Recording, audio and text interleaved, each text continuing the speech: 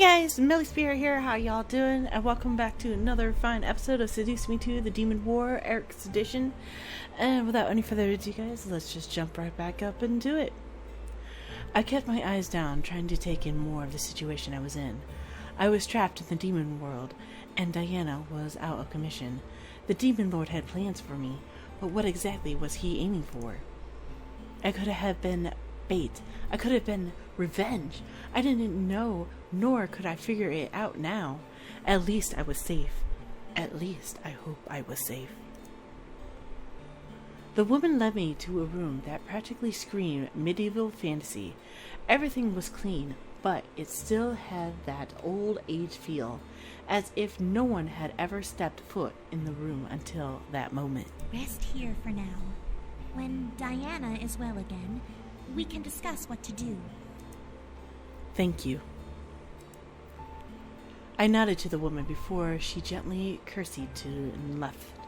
Closing the door behind her, I took a moment to observe my surroundings, interested in understanding the aesthetic. Understanding the aesthetic. This was fantasy turned into reality. It was like I had gone back in time. Why, though? Was the demon world really that behind in the times, or did magic supersede technology, and this was the result? Despite the situation I was in, which was beyond heartbreaking and terrible, my curiosity began to fester in my mind, as if I was given a golden opportunity to learn something new. However, my thoughts began to drift, and I felt myself becoming weak and dizzy, no doubt from the shock and trauma I had gone through.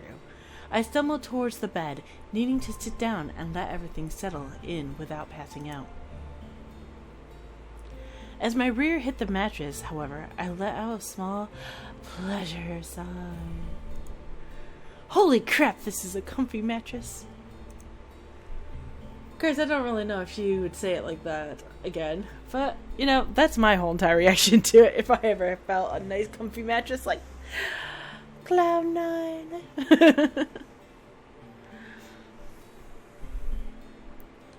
I felt myself fall back, and my entire body simply melted into the softness beneath my body. It was like I was sleeping on a cloud. Was that possible? Demon magic may have had something to do with it, but I was certain that I was drifting into almost a blissful sleep just by lying on the blanket and mattress. Not caring that I was still in my dress, I closed my eyes and drifted to sleep. I needed the rest, since Diana wouldn't be available for a while anyway. Darkness surrounded my mind, my dreams remaining silent and hushed in the cool and calm black. No nightmares appeared, and no sounds were made. I was simply resting, and that was all my body needed. I let my thoughts wander in my subconsciousness, thinking about what was going to happen now. What will the boys do when they realize I'm gone? What will he do? I imagined him finding a way through to the demon world and pulling me back to where I belonged, wrapping me in his arms and swearing never to let me go. I would be relieved, and we would be married just as we planned. How unrealistic was that? I had to be realistic right now. I was stuck, and the only one who seemed to be able to send me back was Diana, and her companions, whoever they were. I had to trust them, whether I liked it or not. Eventually I did rise from my sleep, somehow fully refreshed and calm. How could that have been? Did you have a good rest? I turned my head to see Diana at the door, arms crossed and leaning against the door's archway. She had a look of concern and pure curiosity on her face as she awaited my answer.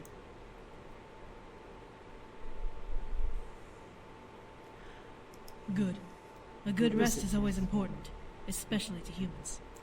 I've always said, are you okay? So we're just going to say yes this time around. What about demons? We rest as well, but it's not sleep like you humans do. We simply rest with our eyes open. Why? It's easier to avoid getting killed when your eyes are open. I gulped. Were demons really that paranoid, or were they paranoid for a reason? Diana shook her head and stepped into the room, closing the door behind her. So we need to find another way to get you back to the human world. It won't be easy, but I believe it can be done by tonight, at the latest. Tonight? Really? Diana nodded and crossed her arms again, leaning on one hip. It will take time to get our shadow agents to gather the necessary supplies, but they are not hard to obtain, being that we're in a position of power. You must be lucky. What do you mean? Diana sighed, casting a short spell under her breath. In front of me appeared a floating map, almost like a hologram. It showed an entire world with mountains, plains, and forests, and it all was surrounded by sea and water. Diana pointed at a marker that had a purple banner as its tip. It was marked in the center of some mountains and forest area. It was also very center of the map. That is where we are currently, the center of the abyssal plains. Diana then ran her fingers in a circle around the marker, showing a perimeter around it. Everything we need for the spell is within this area. It will just take time to gather the materials and prepare it. I nodded, understanding the situation. I was going to hopefully be able to go home tonight, which was better than not going home at all. So what should I do until then? My suggestion? Stay in this room. I can mark this room as off limits so that no demon may enter that would confuse you for an intruder and kill you. I gulped. I did not want to die. As Diana made the magical map disappear, she shrugged. However, I cannot stop you from whatever you wish to do. Just don't leave the castle. I nodded as she turned to leave. As she stepped out, Diana looked back to me with a reassuring look. We'll get you back to the human world. I promise you that. Finally, she left me alone in the room. I let out a small sigh and looked up at the ceiling. I had to wait until tonight to actually do anything. What was I going to do? Part of me agreed with Diana's suggestion, wanting to stay in the room and be safe in case the guard didn't know who I was and would kill me on sight.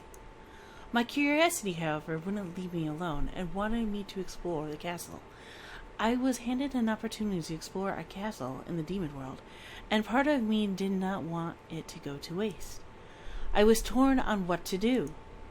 We're going to explore.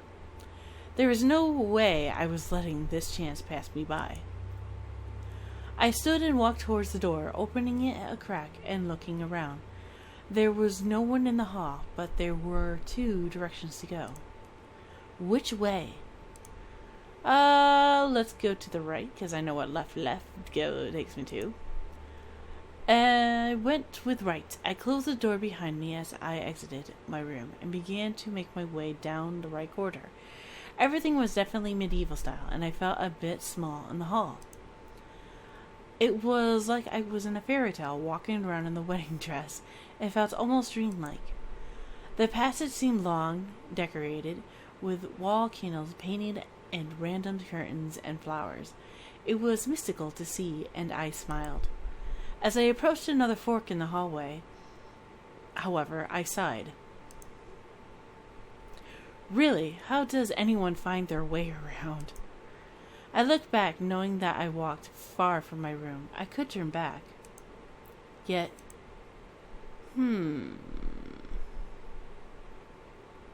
let's go left.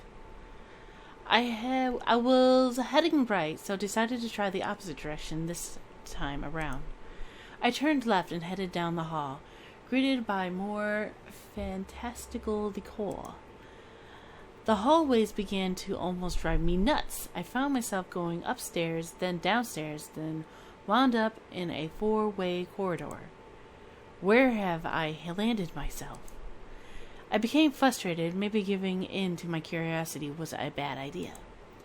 However, the sound of an argument traveled through the air and caught my attention. And you brought me this. Why? Sir, the rebel queen demanded it be brought here along with the other materials. A flower is not important to the ritual. Throw it away or something. But, sir... I don't want to hear it. Get out! From a nearby door, a man dressed in a dark cloak holding a white lily-like flower practically ran out. He left the door ajar, but let out a sigh before turning to walk away, not noticing me. What the? I walked over and peeked in, seeing that the room was a library. It was huge, and in the middle of it, by a table covered in books, was the lanky man who cast the shadow spell before. I know you are there, human. How did you know? What, was he able to smell me or something? The man turned to look at me from over his shoulder. Please don't just stand there. If you wish to come in, then come in. I'm not fond of people peeking into doorways. Immediately I stepped into the room. Not wanting to be rude, the man turned towards me and crossed his arms, taking in my full form. Well, what may I help you with? Huh? Oh, I was just wandering around. I didn't mean to intrude on anything. You needn't. You'll be returned to the human world soon enough. I bit my lip. He was right. I really didn't need to wander around if I was never going to return. Still, my curiosity was pulling me to explore the castle, and there I was in a library. Well, I simply wanted to see more of this place I happened to land in. I see. And have you found anything of interest in your little exploration? I found this library, didn't I? That you have. The man turned back to the table as I took a moment to look around. There were so many books, it was almost dizzying to peer at them all. How much information was stored here? The man glanced at me as he continued to work on whatever he was focusing on. I'm curious about something, human. Since you're here, you can answer this. I turned back to the man as he straightened up and faced me once again. Are you well versed in war? Excuse me? That came out of nowhere. Why would he expect a woman in a wedding dress to know about war? No, I can't say that I am. Humans tend to try and stay out of war. Truly? I'm surprised. I've heard that your world is ruled by multiple leaders and beliefs. How are you not constantly at war? From the tone of his voice, it almost sounded like he was mocking me. Did he think a little of humans? I glared. We try and maintain peace because we all know we're different. We don't always agree on things, but we all mostly agree that war is bad, so we avoid it. And I believe that statement is true. Who wants war? War is meaningless and pointless. But it do have a point, but again, it doesn't. It's like a neutral sort of thing. The man took one more look up and down my form, most likely searching for some physical sign that I was lying or exaggerating. When he seemed to notice that I wasn't, he rubbed his chin gently as he leaned back against the table behind him. And you guys, do probably will not know, but I basically edited this part right here because I'm like, what is that word? And I know what that word is now. It's exaggerating. Holy crap. I had no clue. See how long I have not seen that word? Holy crap. And I used that word and I know it was not clicking. Ah! I'm so mad at myself. Humans are such interesting creatures. Yeah, and I'm also very You have your own forgetful. societies and countries, ruled by presidents and governments. You are ununited, and yet you thrive. I wonder if the demon world can benefit from such a seemingly ignorant agreement. Was he being serious right now? Why was he being stuck up? I crossed my arms, glaring harder at him. Why does it matter to you what the human world does?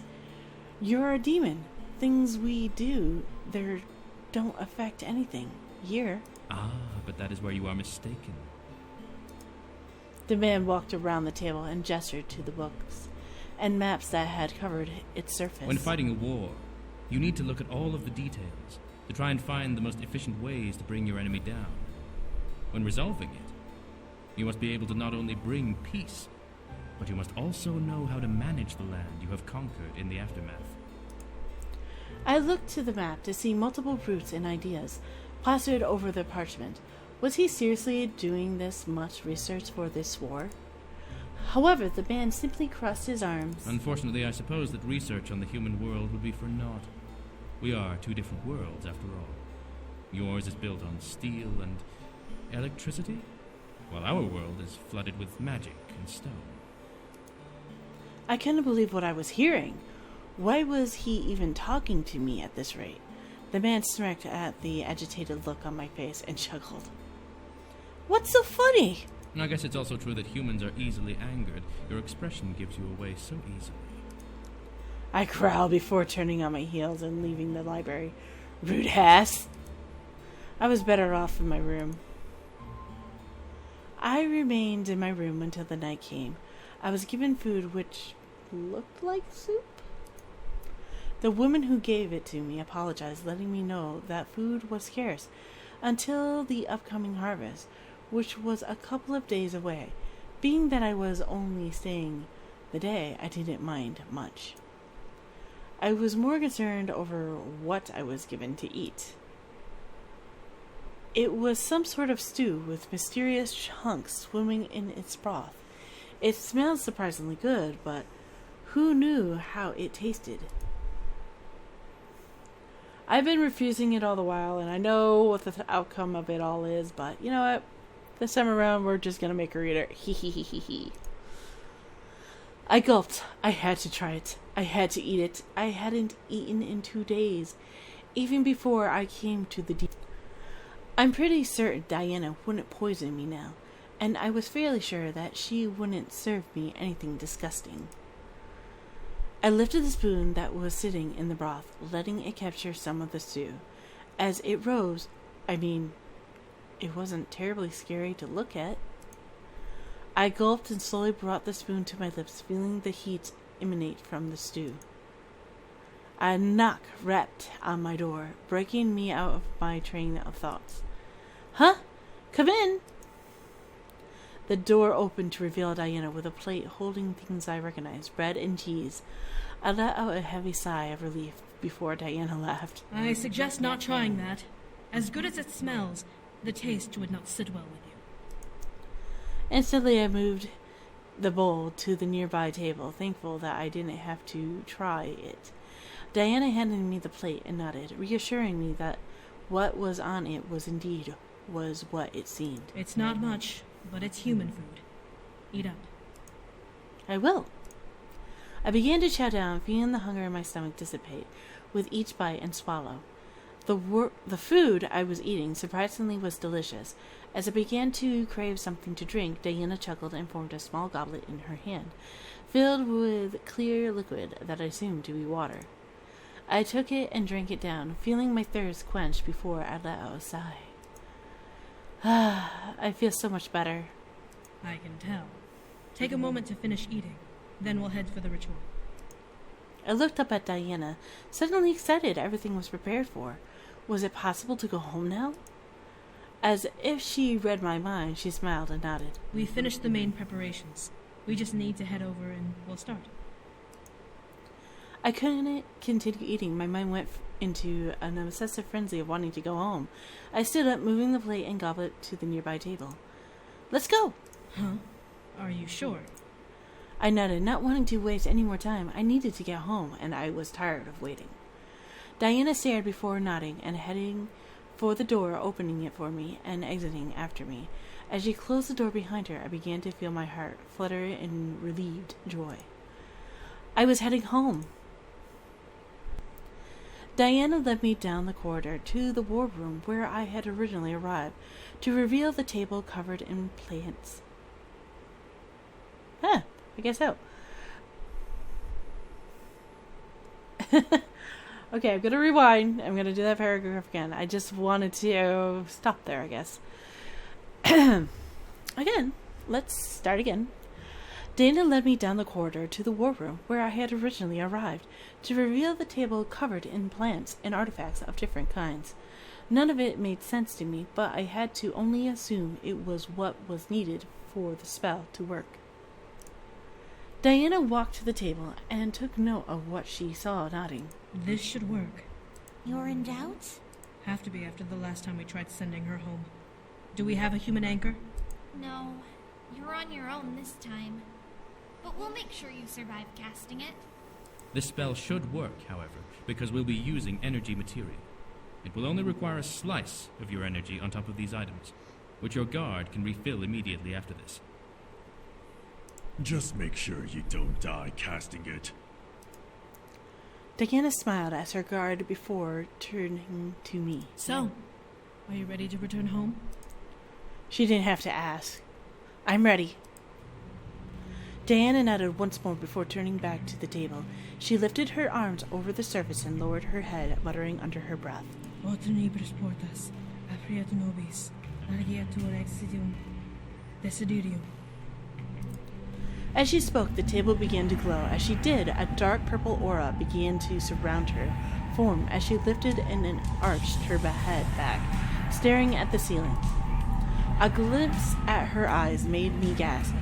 Warm golden orbs covered her body, red irises glowing with magic. She was deep within the spell, and I could see it slowly draw energy from her body. The items on the table began to gleam wildly, light orbs floating from them and dancing in the air above the table's surface. They began to weave back and forth with each other, almost as if the lights were dancing to a silent tune. The other demon stepped back as Diana moved her arms up and pointed to the dancing lights. Her fingers pointed into the air, leading the lights to follow where it directed obediently. She drew a large circle in the air, and lights followed like a perfect trail, spreading out and forming a large void in the air. As they finally stopped moving, they burst into a bright light, causing the demons and I to cover our eyes from it. It engulfed for the room, but died down just as fast, revealing a small tear in the air. Diana quickly leaned forward and dug her hands into it before pulling the tear apart, revealing my bedroom. Diana continued to pull the chair open, giving enough space for me to jump through. Hurry and go through! This is your chance! I wasn't going to let it go to waste. I gripped the bottom of my dress and rushed forward, using momentum to jump into the air and forward towards the void. I could almost reach it. I could feel the air conditioning of my room right at my fingertips.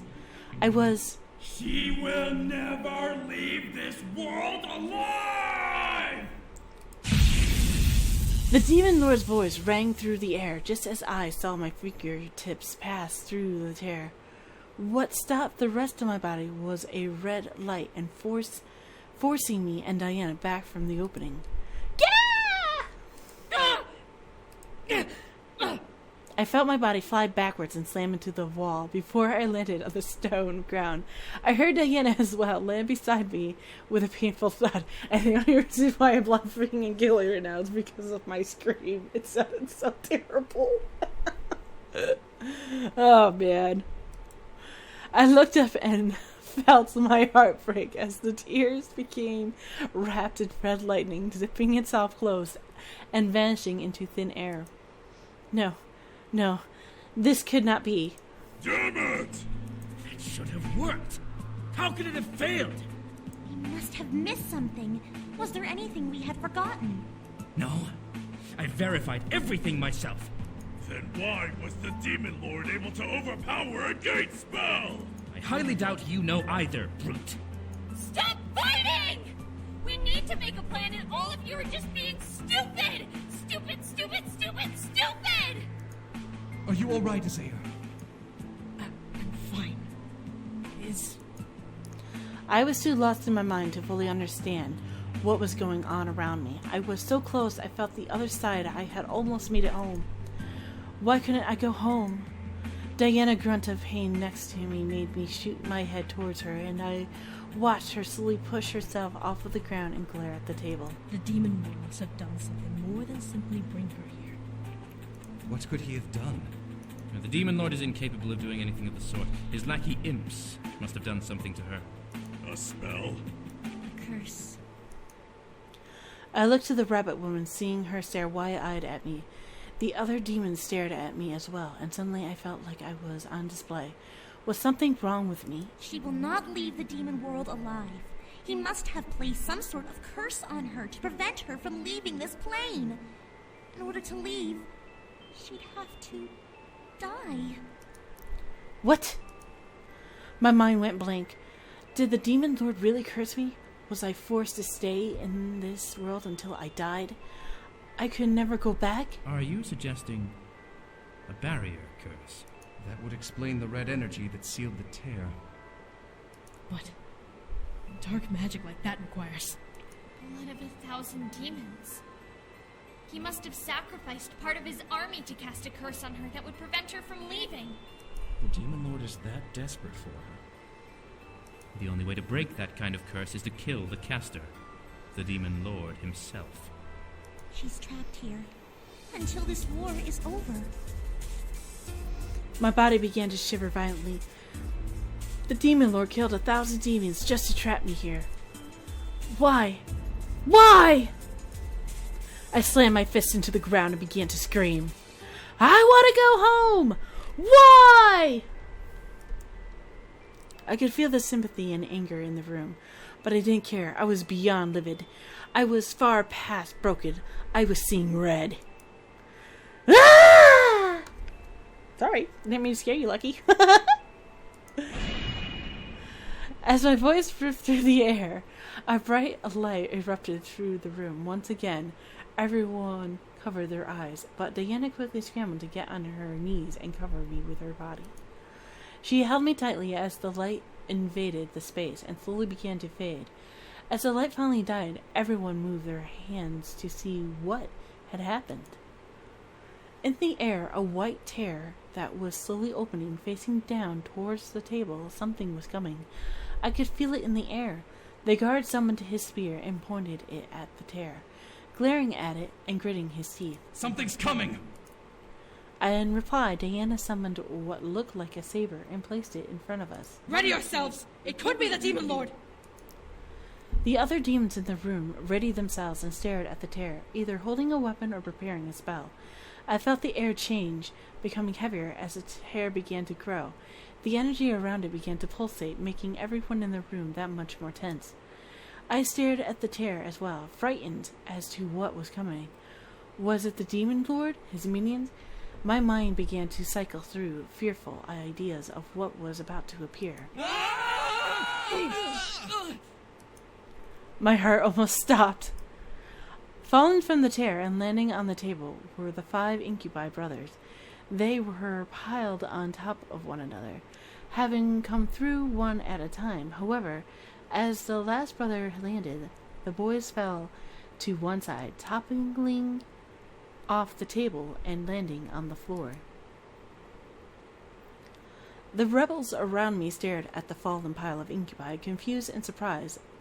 As the tear in the air closed, the orc man was the first to lower his sword. What the hell? Who are they? Careful, they could be the Demon Lord's men. No. The rebels looked to me as I stood up, Diana following and still protecting me, as I stared at the boys on the ground. They all looked dazed and a bit shell-shocked from having fallen twice in a rapid session. I almost couldn't believe it. There they were, right in front of me. My mind couldn't help but remember how I had first met them. They had all been on the floor of my mansion, unconscious and wounded. Now they were in front of me in the demon world. I know them.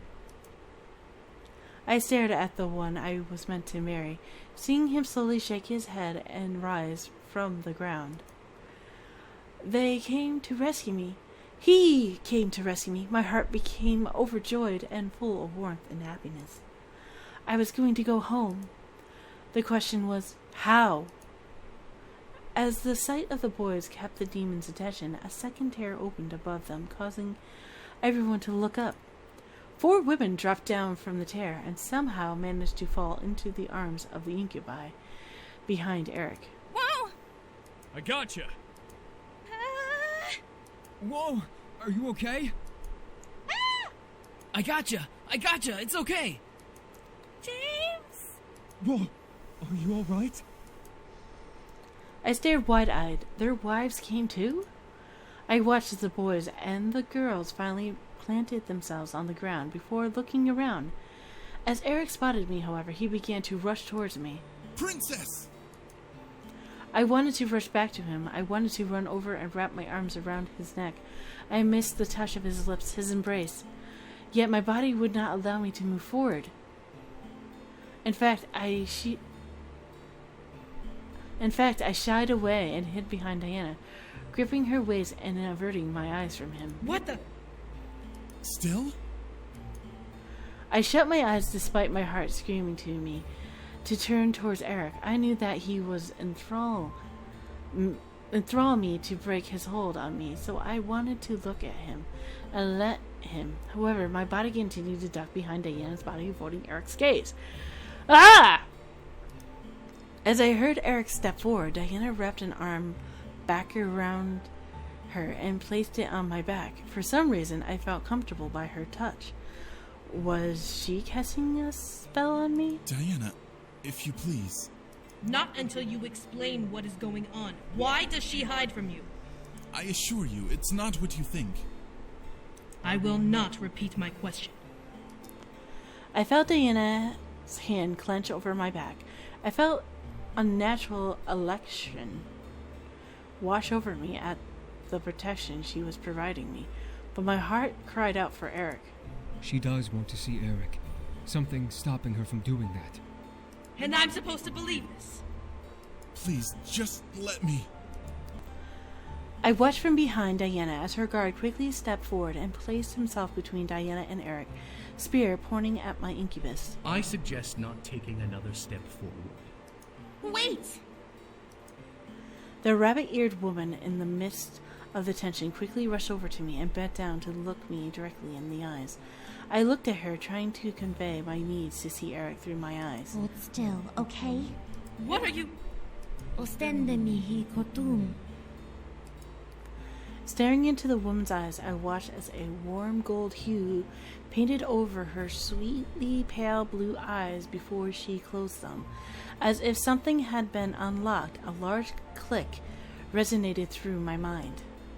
All at once I felt my will take control, and I stood up straight, now finally able to do what I desired without any resistance. Love.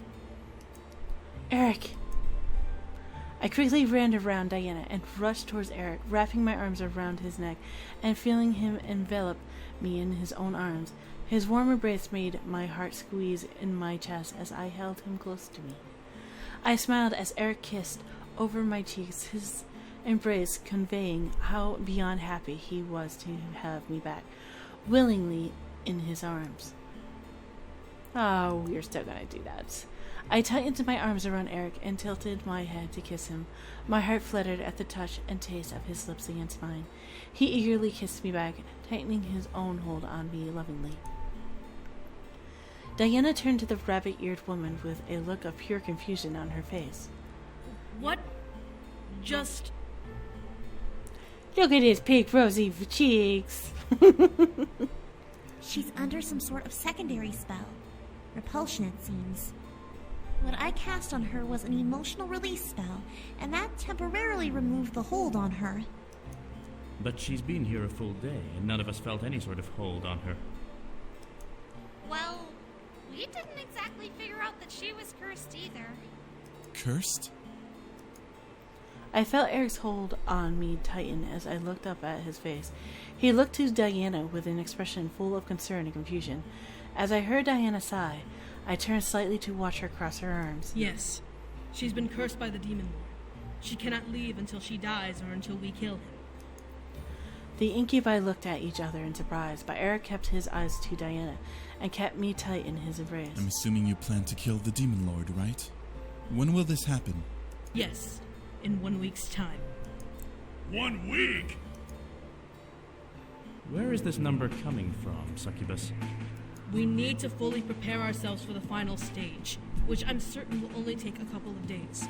We've pinned him into a corner. The Demon Lord will fall. That's rather bold to assume. She's right, though. We can prepare everything in that time frame, right? And if he does the same and attacks us before then? He won't. I watched as Diana walked over and cleared the table of the material they had gathered for the gate spell, revealing a physical map of the abyssal plains. She pointed to a spot on the map, and Pensuela, surrounded by water, labeled as the Decaying Sea. We'll cast a barrier spell along the edge of the peninsula and around the castle. He and his army won't be able to move from that spot until we break it ourselves. God damn it. Which will be during the siege. Peninsula. Pensuela. I said it. I said Pensuela. It's no longer a peninsula. It's a Pensuela. I said Pensuela. Why did I say Pensuela? This is a peninsula. God damn it. I'm so mad with myself. Where would we get the energy needed for that kind of spell? We won't be using energy. The other rebel demons in the room suddenly tensed up, staring at Diana in surprise. What was she going to do? My lady, you're not suggesting... The Demon Lord has shown how far he is willing to go to win this war. It's only fitting to show the extent we'll go to in response. As much as I agree with you, this seems a little rash. What are you guys talking about? Are they allowed to know? I plan to put a barrier curse around the Demon Lord's castle and army. It's temporary, so it won't need the blood of 1,000 demons. But it will need the sacrifice of at least one demon life. And I assume you'll be sacrificing one of my soldiers. Is this our only option? There are other options, but they will most likely take a lot of energy to pull off. It just depends on what we want to do. If we want to do this immediately, then the barrier curse is indeed the best option. I'm not opposed to performing the curse. As rash as it is, it will make our lives easier in the long run. You expect me to hand over one of my men? My soldiers joined the rebellion to kill the Demon Lord, not to get their throats slit before even seeing the final battle? It's wrong, but can we really afford to spend any more energy? Diana already spent a lot trying to send the human back. What is the other option? The rabbit woman and the fairy moved towards the map and pointed at the peninsula. We could form tall rock walls around the castle. Box him in. I'm about to say it again. Perezuela. Perezuela. I want to go to a Perezuela. Ah! Forget the peninsula. We're gonna go to the peninsula. You know, we're gonna have some nights to meet the boss. It will take a lot of our energy, but we can recover in that week period. And what will stop the Demon Lord from tearing down the walls? I can imbue the walls with holy magic. Thingabai and I looked at him, all of us eagerly surprised. A demon with holy magic? How? How the fuck did you get holy magic? You look and smell like a demon. The guard held up his wrapped hand, letting the beads around it jangle with the sudden motion. I've had the ability to use holy magic ever since I was taken in by my lady's family. There's no doubt that I am a demon, but I can't recall how I gained this ability. How is holy magic different than demon magic? It's white magic. Unlike demon magic, holy magic isn't so finicky. Think of it as warding or dispelling magic. You can't bless air or anything that doesn't have physical form, but you can bless objects to fight back against other forms of magic. If the walls were blessed with holy magic, the Demon Lord wouldn't be able to escape until we released him. Why not just trap him forever? That's idiotic. He would still be a threat regardless. Holy magic doesn't last forever, and stone will crumble eventually. He's right. We wouldn't be able to keep the walls up forever. The situation became more and more complicated.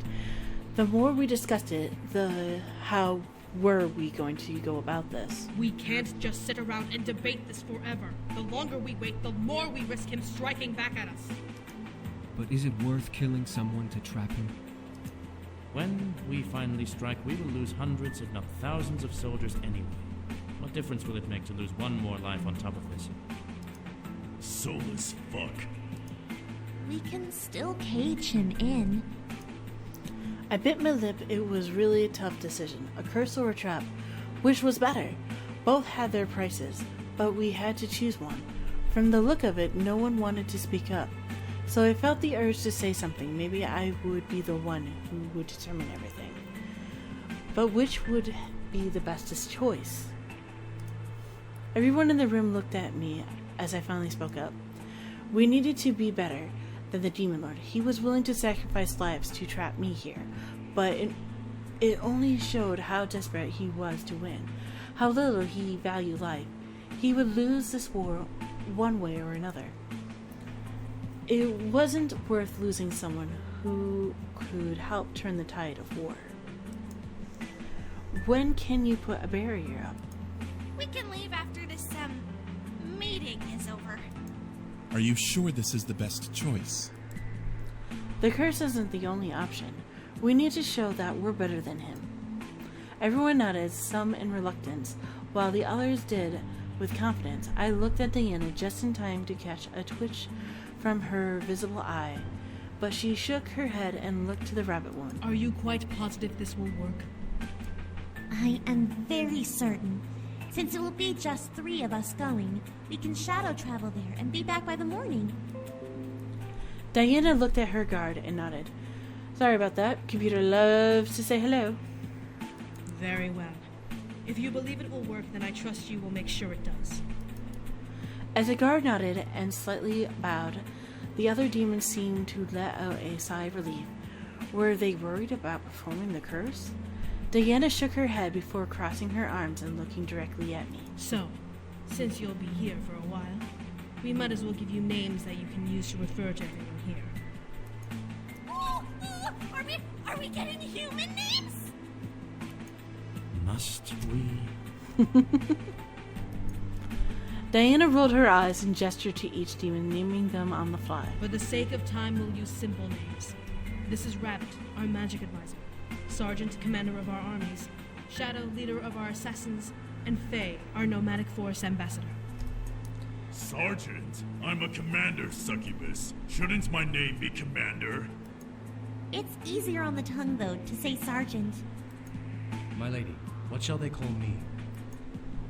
Diana looked at Sarah for a moment before turning towards me, a look of seriousness emanating from her eyes. You may call him Cero. He is my personal guard, and he is always by my side.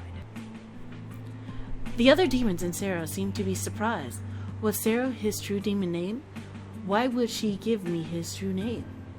Are you sure? Call him only if your life depends on it. Do not abuse this permission.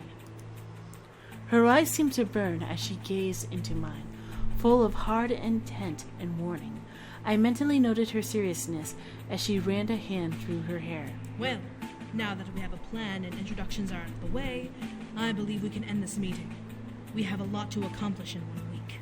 What about us? You don't expect us to sit around. Actually, I do. You all don't belong on the battlefield. Whoa. Huh?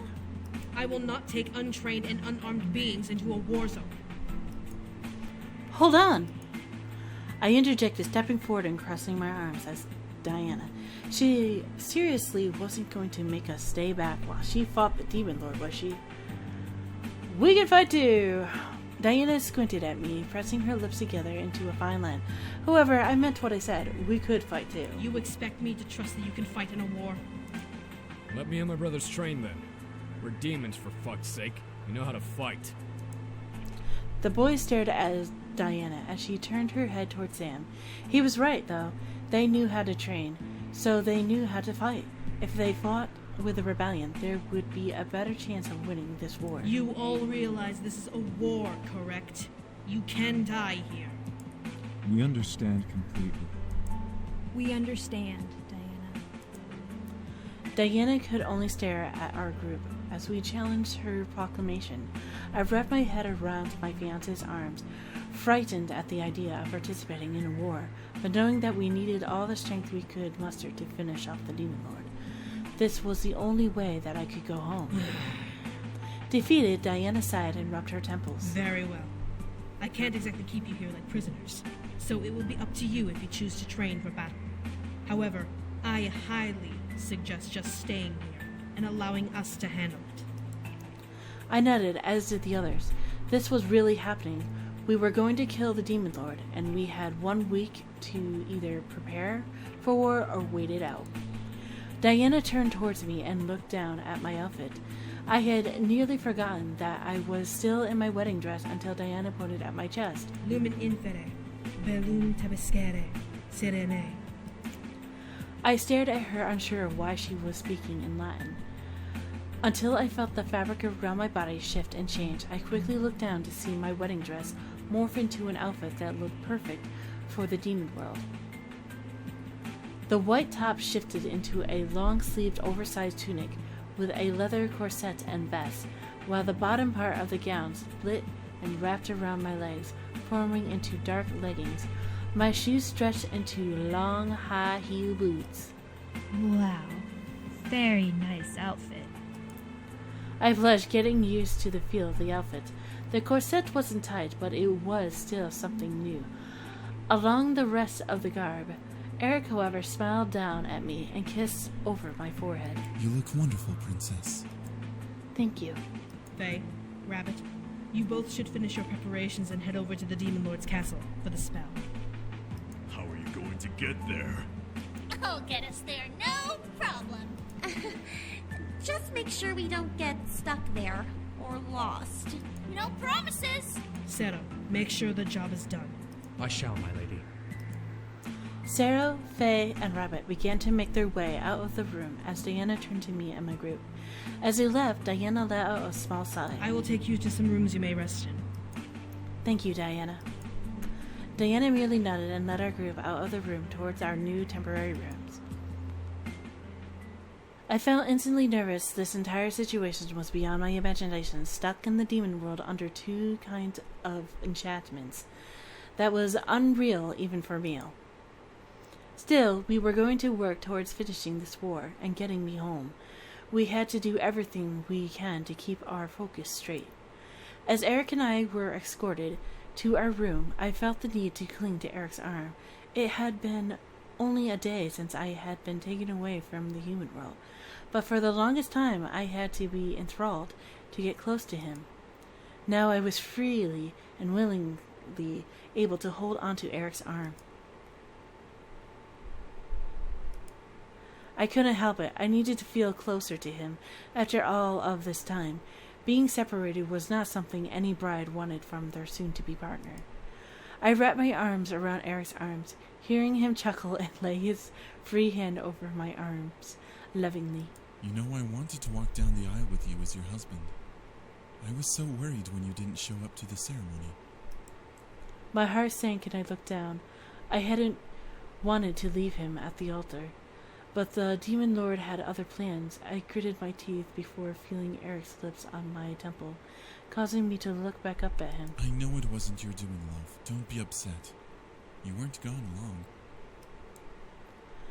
Not gone long? I had been in the abyssal plains for a full day. How was that not long? How long was I missing for? Erik rubbed his neck and looked away, a small blush forming on his cheeks. Around 5 hours. 5 hours? I was here for a full day. How does that work? Well, time runs differently here than it does in the human world. In the time it takes for an hour to go by in the human world, 5 go by here in the demon world. My mind spun slightly at this idea. Time moved differently here. I shook my head and let it go. At least I wasn't gone for long in the human world. Sorry guys, I'm getting a little tired. What happened when you found out that I was missing? Well, your father was demanding that Sam open a missing persons investigation since he's a police officer. Luckily, James was able to calm everyone down, and with Irides's energy, he blocked everyone's memory and told them to return home and the real wedding would begin later. James can do that? Only with his wife's help. That gave us time to try to locate you. When we did, we all decided to come through to get you back. I could only imagine what it had been like, all of them huddled in a room trying to find me. I felt a little flattered, but I knew that it was because they all cared about me, the wives included. I was happy that they did, and that I was back with Erik at last. Our walk continued until I entered my old room with Erik. Our guide left us alone, needing to prep for the rest of the day. Erik sat on the bed, urging me to sit beside him. Like a magnet, I was drawn to him, sitting beside him. It was a major relief for my mind to know that everything was going to be taken care of. It was an even larger relief to know that I could be with the man I loved in the meantime. I laid my head on Erik's shoulder as he wrapped an arm around me. Are you really okay? I nodded. The only thing that was wrong with me, being trapped, but there was nothing I could do until we got to the Demon Lord. Erik seemed to know this as well and kissed over my head. Well, at least you were no longer disgusted by me. Erik. I was never disgusted by you. The feeling of love ran through my body as I settled into the situation. I could finally hold him and love him as I meant to instead of being cruel. It was a blessing. Erik nodded once again before hugging me softly to him, laying us back across the bed. I wrapped my arms unconsciously around him and listened to the rhythm of his breathing. It was slow, relaxed, which made me in turn feel at peace. We'll get to go home soon. I know. I closed my eyes, letting our embrace slowly entrace me to sleep. It didn't bother me that I was dressed with my boots still on. It was such a peaceful transition, I barely felt the shift between being awake and being asleep. Thanks so much for watching. If you liked that video, please give it a thumbs up. If you're new to my channel, you can always subscribe. You can always drop me a line down below, and I'll see you guys in the next video. Talk to you guys later. Werewolves or something, like kobolds. Yep, they're kobolds.